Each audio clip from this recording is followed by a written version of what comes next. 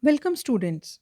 Today we'll study M.Sc Final Chemistry, Paper First, Unit Photochemistry.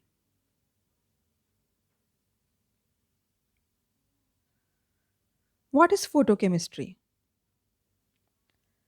Photochemistry is the study of reactions that are brought about by the action of visible or ultraviolet light. One of the most common examples of photochemical reactions is the process of photosynthesis in the plants by means of sunlight. The carbohydrates obtained form the basis of life on our planet. Why do we need to study photochemistry?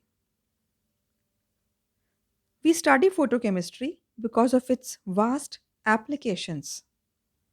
One of the applications we have seen. Photochemistry also displays its importance in the synthesis of some important compounds, which was not possible with dark reactions without radiations.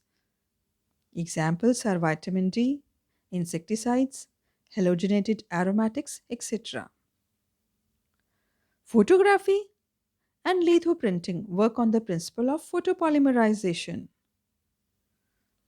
Solar energy conversion and storage systems are being worked out based on the principles of photochemistry. There are many more important applications which we will be discussing later.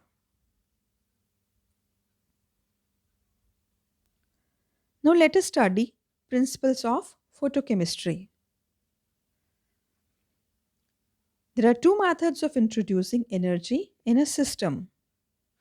First is by increasing the reaction temperature, and second involves the absorption of electromagnetic radiation in the visible or UV region. Let us study them one by one. A certain amount of energy, known as activation energy, is supplied to molecules in order to bring about a chemical transformation. Sometimes activation energy requirements are very low and molecules undergo spontaneous transformations even at room temperature. But in most of the cases, additional energy is supplied to the molecules before they undergo a chemical change.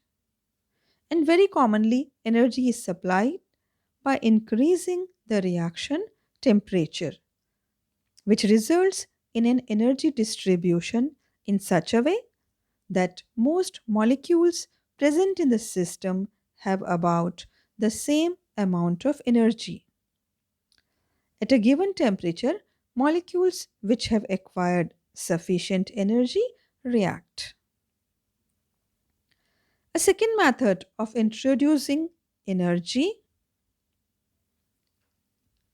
in a system involves the absorption of electromagnetic radiation in the visible or ultraviolet region. Unlike thermal conditions, the absorption of light excites an individual molecule to an excited electronic state without immediately affecting the surrounding molecules. This selective excitation of individual molecules is a unique character of photochemical reactions. The chemistry of excited molecules differs from the chemistry of those in the ground state, and so it is often possible to change the course of a reaction by activating the reactants by light rather than by heat.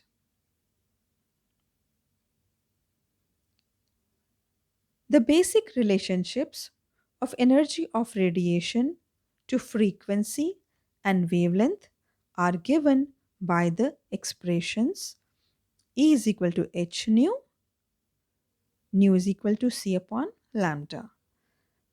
E is equal to energy per quantum at X Planck, constant, nu is frequency of radiation, lambda is wavelength, c is velocity of light. From equation 2, frequency and wavelength are inversely related, and so radiations of shorter wavelength should contain more energy. The energy absorbed per mole at a specific wavelength may be readily calculated from the equation E is equal to NH nu is equal to NH C upon lambda. So N is Avogadro's number. Light in the visible and UV region has sufficient energy to cover the range of chemical bond energies and is often able to induce chemical changes by exciting molecules to higher electronic states. The energy of visible light varies from 38 kilocalorie per mole to 71 kilocalorie per mole, whereas UV light is still more effective as it provides energy up to 143 kilocalorie per mole. Let us study some definitions. Ground state, the lowest energy electronic, vibrational, or rotational state of an atom, molecule, or ion. Excited state, a state of an atom, molecule, when the species has absorbed energy and become excited to a higher energy state as compared with the ground state. Electronic transition. In an atom or molecule, the electrons have certain allowed energies only. If an electron passes from one orbital to another, an electronic transition occurs and there is emission or absorption of energy corresponding to the difference in energy of the two orbitals.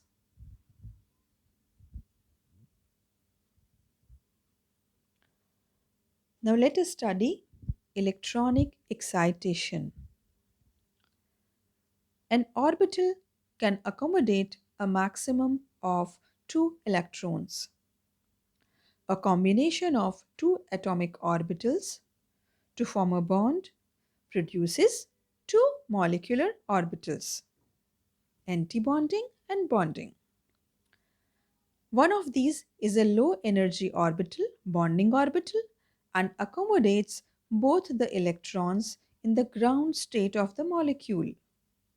The other orbital, antibonding orbital, has higher energy than either of the atomic orbitals and it remains vacant in the ground state.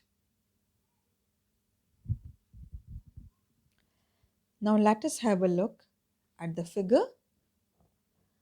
Relative energies of atomic and molecular orbitals are shown. Two atomic orbitals are there, each having one electron. By the combination of these two atomic orbitals, two molecular orbitals are formed. One is bonding, other is anti-bonding. Bonding orbital is of lower energy and so both the electrons are there in the bonding orbital in the ground state. An anti-bonding orbital is of higher energy and it remains vacant in the ground state.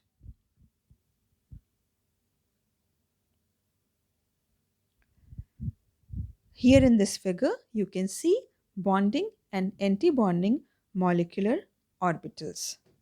Pi orbital, pi star orbital, sigma orbital, and sigma star orbital.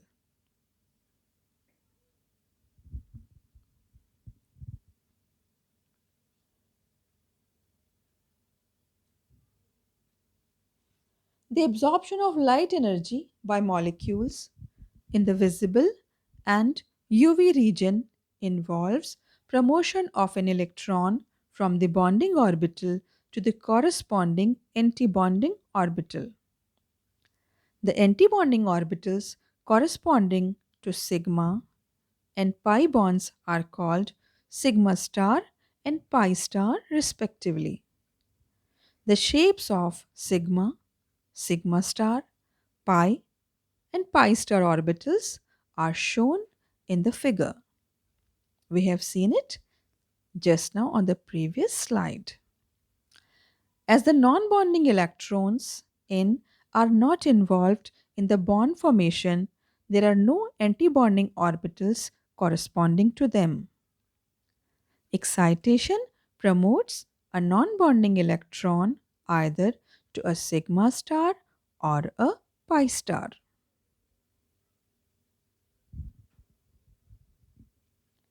Now let us study various types of excitation. There are four types of excitation found in most of the organic molecules. They are sigma, sigma star, n, sigma star, pi, pi star, n, pi star. The energies required for sigma sigma star and n sigma star transitions are usually very high, requiring a wavelength of far less than 200 nm. Although photochemical excitation may be effected using such light, this is relatively uncommon because strong absorption by atmospheric oxygen below 200 nm creates complications and hence irradiation must be done in vacuum.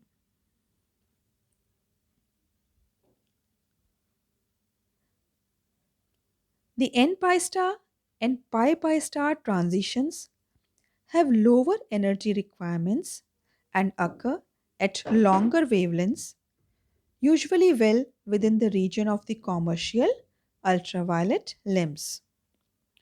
Both types may be illustrated with a saturated aldehyde or ketone which absorbs at two wavelengths, one around 285 nm and the other around 180 nm. The absorption at 285 nm is due to the excitation of an electron from the non bonding orbital n to the lowest unoccupied pi antibonding orbital pi star. And since this transition requires less energy than other electronic transitions, sigma, sigma star, pi, pi star, etc., it occurs at the highest wavelength. The other absorption around 180 nm is due to the promotion of an electron from the pi bonding orbital to the pi star antibonding orbital. It requires more energy than the n pi star transition. So the first one is sigma sigma star. Alkenes contain only sigma bonds. They do not have pi or n electrons in their molecules. Therefore, they can be excited in this way. N sigma star, oxygen and nitrogen atoms of alcohols, amines, ethers, etc. contain unused lone pair of electrons N, hence they can be excited in this way. Pi pi star. Compounds of alkenes, ketones, aldehydes and esters etc. having unsaturated pi bonds consist of pi electrons. Therefore, they can be excited in this manner. N pi star. Aldehydes, ketones, esters, etc. have pi electrons as well as unused lone pair of n electrons. They can undergo n pi star excitation as well as above 3.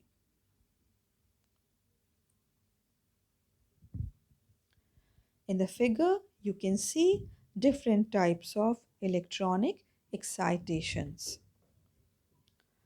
Out of the four excitations, sigma sigma star excitation requires the light of highest energy, followed by n sigma star, pi pi star, n pi star.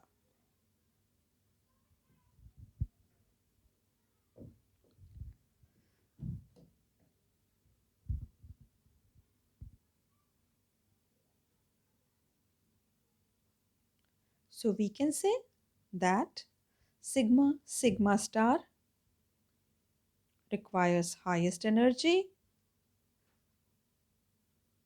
then comes n sigma star, then comes pi pi star, and then comes n pi star. Just have a look at the figure.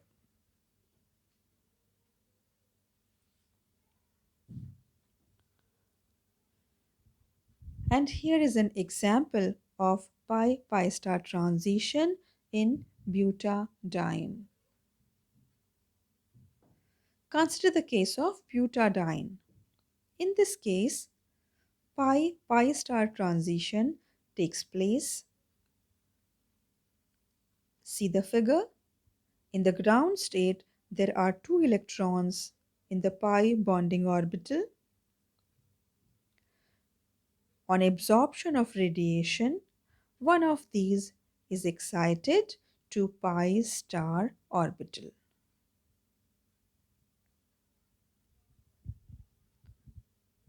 Thanks.